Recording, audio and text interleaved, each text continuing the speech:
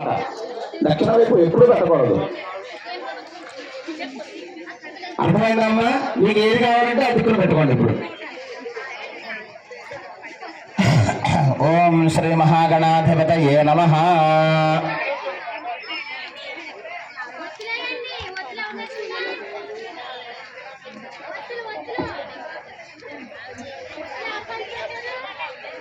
శ్రీమాత్రే నమః. అందరూ కూడా అమ్మవారికి నమస్కారం చేసుకుని దీపారాధన వెలిగించారు కదమ్మా. అందరూ కూడా పువ్వుల అక్షతలు చేత్తో పట్టుకోండి. శ్రీ గణేశాయ నమః అనుకోండమ్మా. ఏమంటారు అందరూ కూడా? ఆ గణపతి దగ్గర అక్షతలు పూజ చేస్తూ గణేశాయ నమః అనుకుంటుండండి. ఓం లక్ష్మీనారాయణాభ్యాం నమః.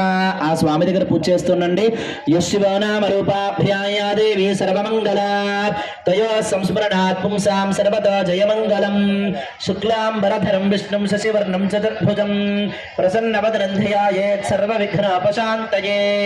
తదేవ లగ్నం సుదినం తదేవ తారాబలం చంద్రబలం తదేవ విద్యాబలం దైవబలం తదేవ లక్ష్మీపదే దేంద్రయేకం స్మరామి.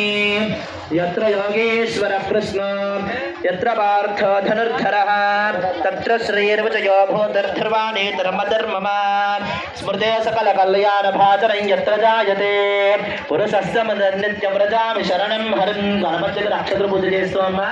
ఆ గణపతిని అనుగ్రహంతో మేమందరూ బాగుండాలి అనుకుని అక్షతలు మళ్ళీ గణపతి దగ్గర పూజ చేసుకోండి. లక్ష్మీనారాయణాభ్యాం నమః. ఉమామహేశ్వరాభ్యాం నమః. వాణీహర్ణ్యగర్భాభ్యాం నమః.